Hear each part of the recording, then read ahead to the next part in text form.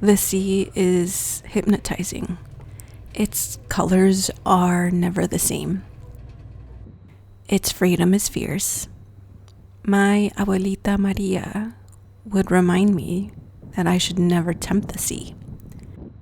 The sea has its own rhythm, and it's not our rhythm. I respect the sea not just out of cultural obligation, but because I admire its expression, its authenticity. And there are those who take it a step further. They base their career on it. The sea is the muse for their art. They explore its mystery, its beauty, inside and outside of the studio. The sea centers them. The sea is their love. And their paintings prove that. Come and watch this. Right, so yes, I'm Senja, and I live on the Isle of Arran, and I work as a seascape painter, painting mostly in oils, but I also do charcoals. I love charcoal work, and I began with watercolour, and I do dip back into that occasionally. So I've been setting up a space upstairs in my house that I can get back to some of these other mediums. Probably my earliest memory is when I drew a picture at school. I was always drawing, and I drew a picture of school. We'd been out at the weekend, and I'd gone in and drawn a sunshine and a picture of us all, the whole family out. And I drew the sunshine, and it was up in the right-hand corner, so that was quite typical. But it was kind of dark, and I'm thinking, when I look back, I think maybe the pens or the crayons, kind of leaked together a bit, but it'd gone a little bit muddy. But there were bright spots of yellow, and I'd used oranges in all different colours, and I can remember that I had lines coming out from the sun, but some were thin and some were thick, and I put little patterns in each section, and then different colours, and I was really proud of it. And I remember the teacher saying to me, that's lovely, but the sun's yellow. And I remember taking the picture home and sort of saying to my mum, but the sun's not yellow, Mum. I said, when I look at the sun, I said, it's got even if you just squint your eyelids a little bit, there's so many colours. And my mum was lovely. She was just like, that's how you see it. And she took that same picture and made it into a little embroidery. So my dad still got it. And she did one for my sister and one for me. And she just matched the colours perfectly, like even the Gundy ones. So, so that's probably my first memory. And then in later years when I was teaching, I came across a poem. I don't know if you've heard about it. Flowers Are Red, Young Man. Have you heard about that story? No, it's so good. Yeah, The Little Boy by Helen E. Buckley. And it's a staple in teacher training and early years education. And it's about not stifling creativity. So it's the story of a little boy who starts school full of imagination. On the first day he begins to draw wonderful, colourful things. However, the teacher stops him and says, wait, it's not time to begin. We are going to make flowers. The little boy starts making beautiful multicoloured flowers, pink, orange, blue, but the teacher stops him again and says, wait, I will show you how. A flower is red with a green stem. And the poem repeats this pattern, with other things, and the sky is blue. And that reminded me of the teacher saying to me, the sun is yellow. And then it's got quite a sad ending, because the boy goes to a different school. And he's waiting for the teacher to tell him what to do. And she's like, why aren't you starting? You can draw anything you want. Just begin, And he does, and he draws a red flower with a green stem. After years of teaching, I taught for about 28 years, so nearly 30 years. And I was passionate about, no, the sun is whatever colour you see it. And that's the whole point of art and the beauty of it. And it's taken me decades to realise not everybody sees the same. What I see when I look at the sea and the sky, and even that's changed over the years for me as well. I used to see all these colours and draw them, but I didn't understand, whereas now I look at a sky and I see paint colours. And that to me is a joy, because when I first started painting, that was always the really tricky part, was how do I take this thing that I'm looking at and then somehow transcribe that into colours on a canvas, whereas now it's flipped. And so I can be looking at a view and I can think, oh, I could use, you know, indigo for that, or I could use a transparent oxide for this, or I could, actually that needs a lemon yellow, or that needs a cadmium, you know, warmer yellow. But these are all things I've learned throughout time. And I think a lot of people think that painting is just something that you can do or you can't. Artwork, it's like, oh, you're lucky to be so artistic. You know, I wish I could do that. I can only draw stick men. I can draw stick men too. But actually, everybody's capable of so much more. People accept that you can learn to swim, you can learn a musical instrument. Why can't you learn to draw and learn to see things in ways like learn to see negative space rather than objects? You know, there's literally about 5 basic drawing techniques. And if you can learn those and then practice them, and that's the bit, it's the practice. It doesn't, you know, I wasn't just born under a magical painting star, just like I wasn't born under a magical violin playing star. It's hard work, but the thing is, we're all passionate about different things, and I was passionate about taking what I could see around me and then putting that, you know, sharing that with somebody. And no, that's interesting that you say that, like, people don't realize that, you know, drawing is something that you hone, you practice over time. Because like I think like that was, for me, I just assumed, like, I feel like maybe that's just something that I assumed all my life. Like, no, like, you're a painter because, like, you've been blessed with the skill that just came to you, that you were born with. And I think it's taken me, since, like, I'm on my own kind of art path, it's taken me quite a bit to learn that. Because I remember even when I started drawing more consistently, I would get upset because I couldn't draw from my imagination. And when I did, it didn't look good, right? Yeah. But then I took a few. I have a Skillshare membership. I don't know if you've heard of it. It's an online platform for creatives, right? Where if you want to learn how to draw, you know, or use watercolors for the first time, or oil pastels, there's so many good teachers on there that are practicing artists, and I took one lesson, and I remember like the teacher himself was pulling a reference like from Pinterest. Yeah. And I'm like, oh, that's acceptable? Like, I thought as an artist, you're supposed to come up with it, and using a reference is like cheating. Yeah. You know? Yeah. Like, and then after a while, I was like, oh, so you practice? Oh, wait, so sketching is your practice, and it's not supposed to look good? Like, it was all of these things. And I'm like, oh, so art is really open to Of course everyone. It is.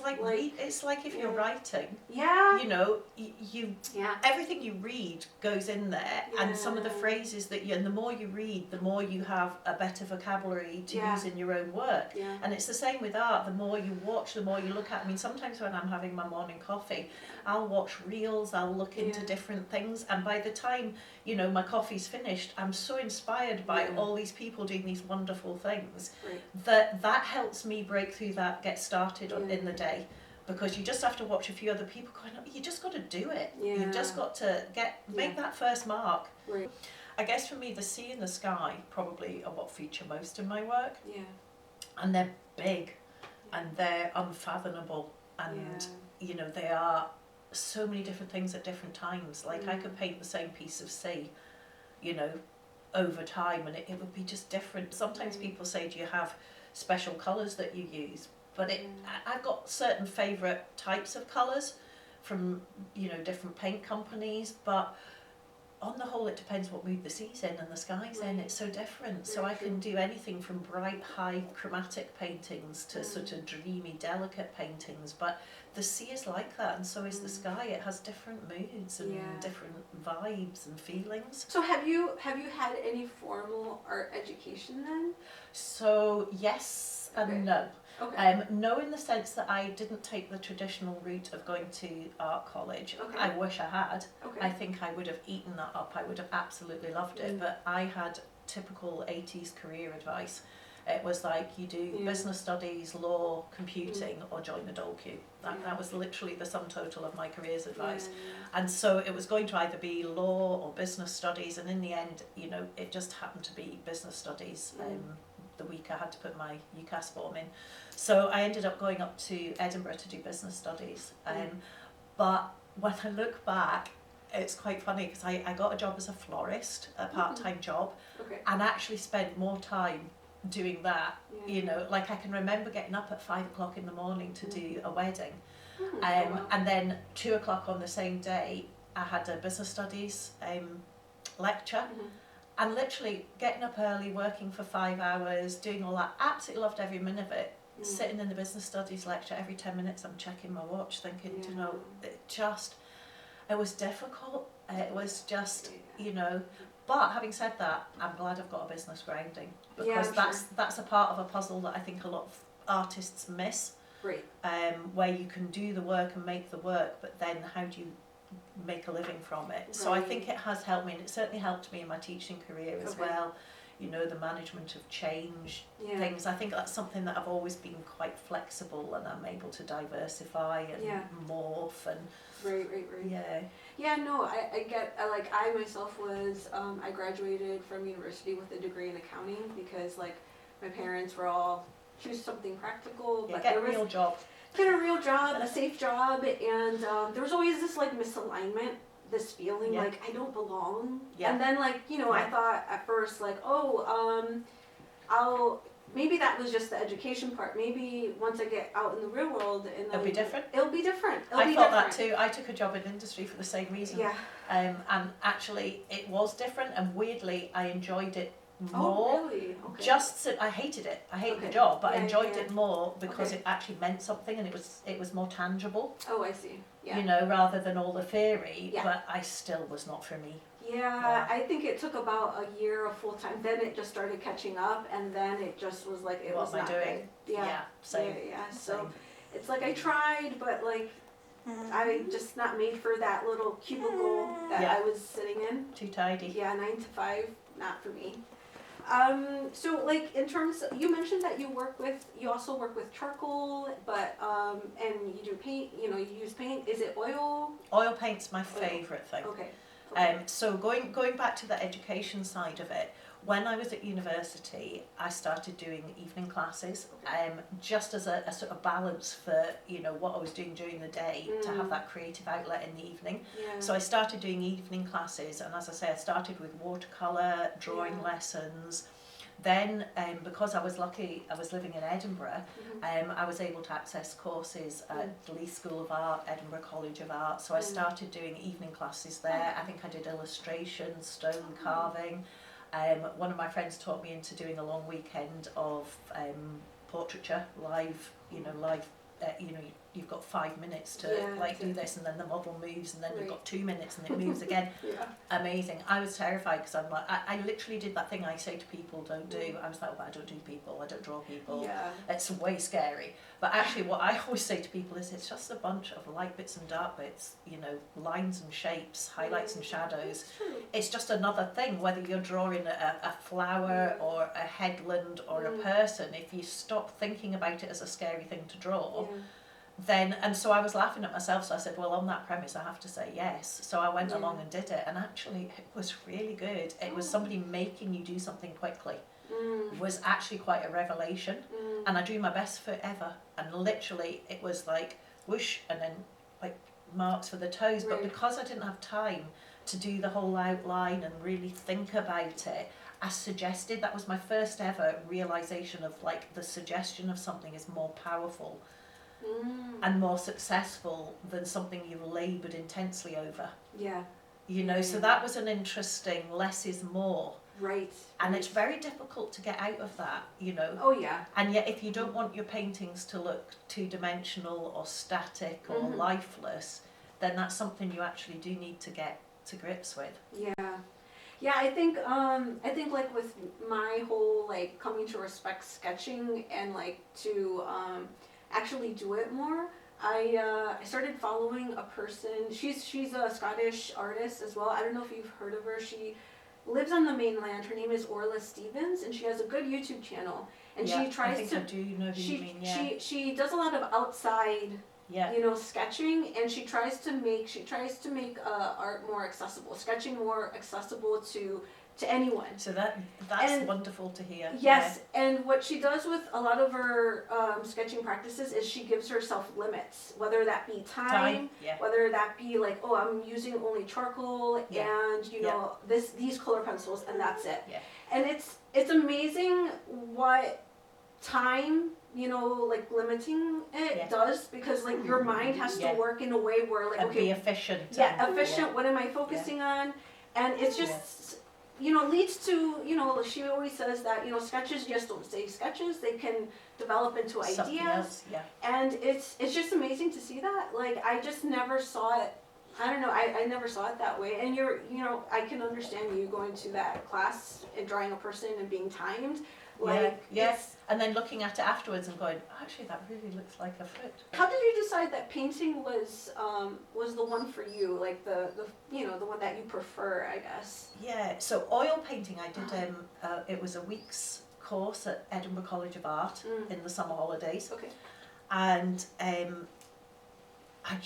I loved the way that the paint moved around, and I loved the fact it didn't dry immediately, and you could sort of scoosh it around, and I loved the way you could almost like three-dimensionally sculpt with it, like have hard edges and soft bits, and there's just so many different things you can play with oil paint. Right. And you can scrape bits back and you can stain bits, and actually nowadays there are translucent colours, there are just so many different mediums you can play around with. Yeah. So from that point of view, I think that was the year, I'm trying to think when that was, that would be 1980, early 90s maybe. Okay. Yeah, maybe the early 90s. So I did the week's oil painting course, and then the following summer I did the follow-on course, the intermediary course. Okay. And so every year I was kind of building on those skills, and I did look about at doing an art degree. And doing, because some of the evening classes I was doing at Edinburgh College of Art, they were like modules, and so I was thinking if I did enough modules that I could maybe turn it into a degree, but I had 2 children at the time and a job, and so to do that was going to take me about 9 years or something ridiculous, you know. So in the end I thought that that's not really a viable option. So I just tried to do as many courses as I could, and weekend courses, and then because I was doing more art teaching at school, then my CPD became more art related as well, so I was able to do other courses and things, you know, through school as well, so that everything, my whole life started to become about painting and drawing. And I still feel, because then there's the whole, like, of course, imposter syndrome. I mean, I feel like I could kind of relate, because like I've rerouted before, and which is why when I came to Scotland, my PhD wasn't in business, it was in history. And like, because I didn't have the formal, like, traditional background of having graduated from university with a history degree or something in the humanities, I always had this like whole imposter syndrome of like, well, like I didn't come, like I had to take evening courses. I had to, you know, just kind of build my base, like my self-taught base of like medieval history.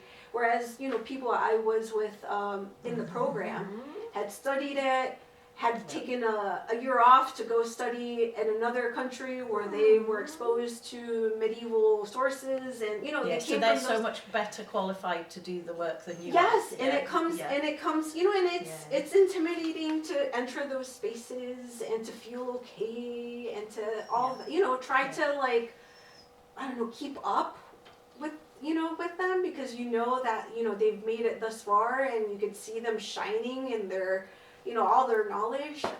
So it's just really, I feel like it's a hard thing to overcome. Have you like felt any of that at all over your lifetime? That really resonates with me. And I think, I don't know, I've always just thought, just carry on, do the work, keep going. You know, people love it, and that's very humbling. And I think just over time, developing that self-confidence. I wish I'd had more of it at the beginning. I wish, I mean, going all the way back to school, I wish my careers advice had been more along the lines of what kind of a person are you, what sort of a temperament are you, what would be a suitable career choice for you, rather than you need a job and this is the only way you're going to get one. But it was a proper 80s thing, unemployment. It was just a massive issue at the time. And so I think even from those early days, it would have been nice if it had been more of an understandable career choice, I guess. And then, like yourself, because I came into art not through the traditional channels, you do feel like you're kind of left behind a bit. And I know when you're at art college, that the whole thing about sketchbooks, and you spend an entire year learning the discipline of keeping a sketchbook. And of course I didn't have that, and I had 2 small children, and so to be able to pull up somewhere and just do a sketch, it just was never going to happen. So I mean, the most I could manage on occasions like that was to snap a few photographs, but then copying a photograph just leads to really bad art, because your artwork is never going to be as good as the photograph. And so then I started to find other ways, and actually I read there was a whole book written about how to work from photographs, and it was back to what you were saying about time limits. And literally the technique was to project your photograph onto the biggest space you can. So in my last studio I had a big white end wall, and I used to project, and after the children had gone to bed, I would take my image and I would project it onto the back wall, and then I would sit and I would say, right, I've got half an hour to sketch that scene. And what I hadn't appreciated until then was that it's what makes art interesting, it's the way you see it. Whereas when you're using a photograph and you're constantly looking backwards and forwards to the photograph for reference, the best case scenario is you're going to have an okay copy of a photograph. But it's never going to please you, because it's never going to be as good as the one you're trying to make it look like. So that whole realistic art is not for me. It is for some, I'm speaking broadly. I mean, some people relish in those tiny details. So once I realised that actually the important bit was what I took from the scene. I mean, it sounds silly, but even the fact that I could miss out a lamppost if I wanted to, or the tree could be moved a little bit to the left because compositionally it worked better. It hadn't really occurred to me that I was allowed to do these things, because I have to paint exactly what I see. And actually, the more you free yourself from all these constraints, then the more you can concentrate on your piece of artwork as a piece of artwork, what makes it sing, what leads you on a journey through the painting, what angles are your clouds at. And the more you read, the more you study. I did a lot of self-study. With my children being 2.5 years apart, I was always picking one up, and then I had a long wait for the other one. And so I had a little camper van, and we used to sit in the camper van, and I used to help them with their homework and what have you, and I used to just read. Whenever I could, I'd have books in the van, and I would just read and read and read, and just learn as much as I could in my own time.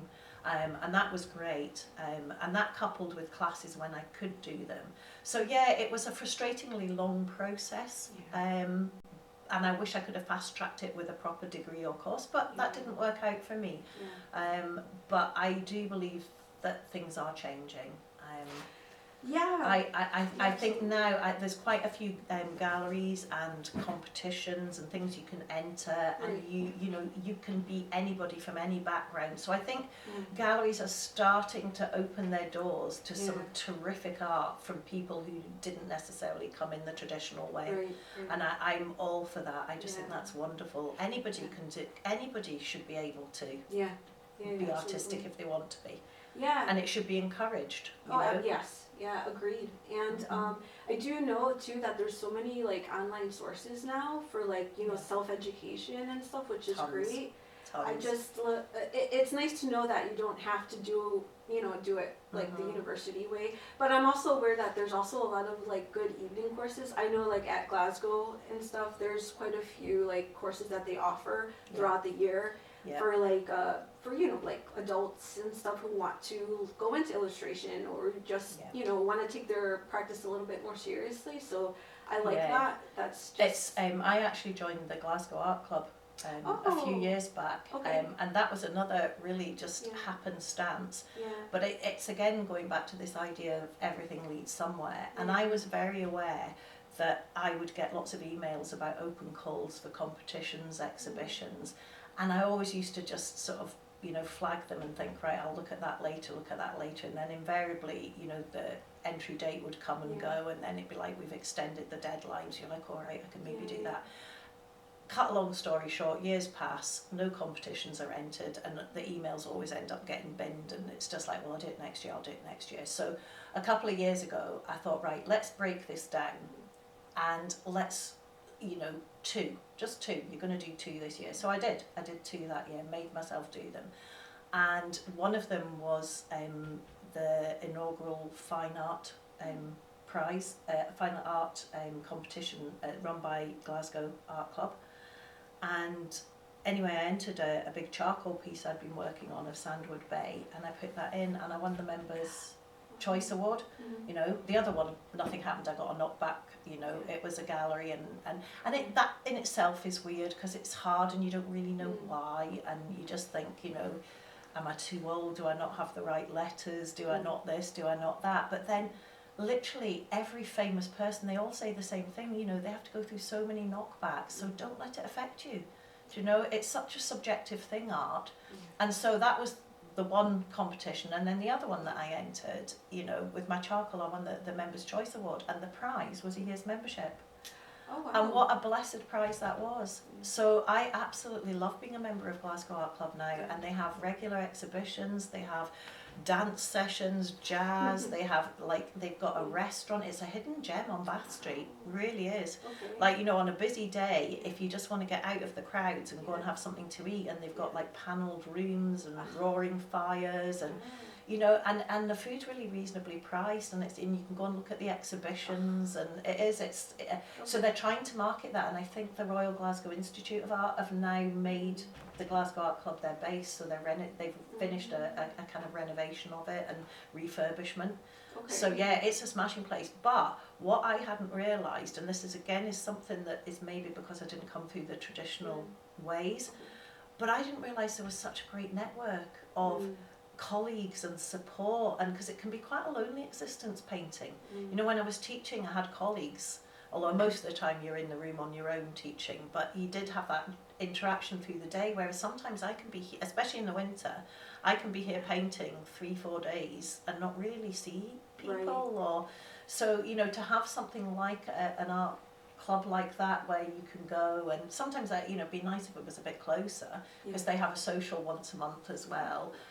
But even I'm starting to get to know some of the people there, and it's lovely. Oh, wow. So yeah, opportunities. You know, that would be my advice to anybody starting out. Say yes to opportunities. Yeah. You know, stretch yourself, go out your comfort zone, and it may come to nothing, and it may be a lot of hard work for very little return. Yeah. But something will come of it. Right. Just that one person that might see your work, or that, you know, one bit of inspiration you get, you'll always learn something from it. Yeah. You know. Yeah. So do you think there to make art your like full-time career, do you think you have to have certain qualities, like just like gumption to like just gumption's a good word. Yeah, you've got to have stickability. I think you need to be fairly, I was going to say words like determined, determination, perseverance, commitment, but I think actually fundamentally you need to be passionate about what you're doing. If you've not got the love and passion for it, I don't know, it's not a functional job. And for me, every painting I do is like a little piece of my soul. It's a little piece of inner me. And I might be trying to paint a scene that is outside, but it's my reaction to that scene. And I put a lot of energy, and sometimes I feel absolutely exhausted after painting, you know, and it's hard not to burn out sometimes when you're doing it full time. So you do have to dig deep sometimes, and you have to be able to step back and say, right, I really need to take a break. I mean, I've hardly had any holidays in the last 20 years.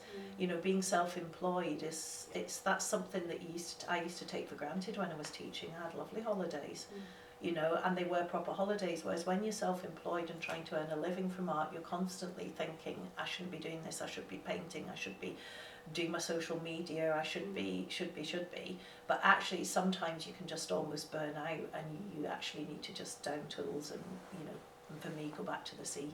And last September I went back up to the Outer Hebrides for 10 days, and it's just refreshed me. Like, I can't even begin to describe how much it refreshed me. I'm just gonna like ask about the moment you decided to like I'm going into this like art thing full time, because I think like most people are kind of, you know, they come to that crossroads of like, I'm not happy. Life's too short. How old? I've tried so many things. This is fulfilling. I'm gonna jump. And I think it's like, and also what advice you have, because, or how, like what you told yourself to make it feel better, to stay hopeful, because it's like for me, even kind of walking away from like my stable job that I had with, you know, the University of Glasgow and everything, and like really like I struggled so much, kind of sending that email of saying like I'm leaving, thank you for your time, I learned so much, but I need to go do this for me. Yeah. And really, like, you know, David was a huge, like, you know, like advocate, but he really had to advocate for me, because like I wasn't doing it for myself because I was way too scared. Yeah. Because, you know, the whole prospect of failure, what's this looking like? Like the work of a creative is just like, well, what is that? Yeah. You know, yeah. it's not defined. You have to define it. I truly believe that art should be accessible to everybody, and there shouldn't be and I can't do it, or it's not for me, or I don't have the right qualifications. And actually, it's not rocket science. It is like learning a musical instrument. Just go out there, do it, make mistakes, get it wrong, get frustrated, try again. You know, do it slightly differently. You know. But just try and keep it fun. Take a friend with you. You know, laugh about the things that go wrong. Don't throw your canvases in the bin. You know, don't take your frustration out on those. Turn them upside down. Put them away for 2 months. Bring them back out.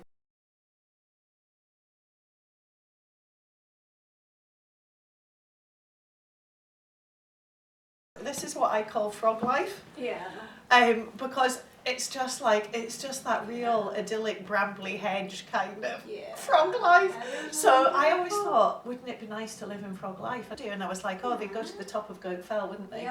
And like the frog would be like waving up there with the squirrel, and then they would like go on the ferry. I think that would be it, and maybe like have lunch at Little Rock, and you know, they'd be doing. I was thinking about all of these things, and I suddenly thought, I actually do all of these things. I've started my frog life. Oh my God. But then sometimes you.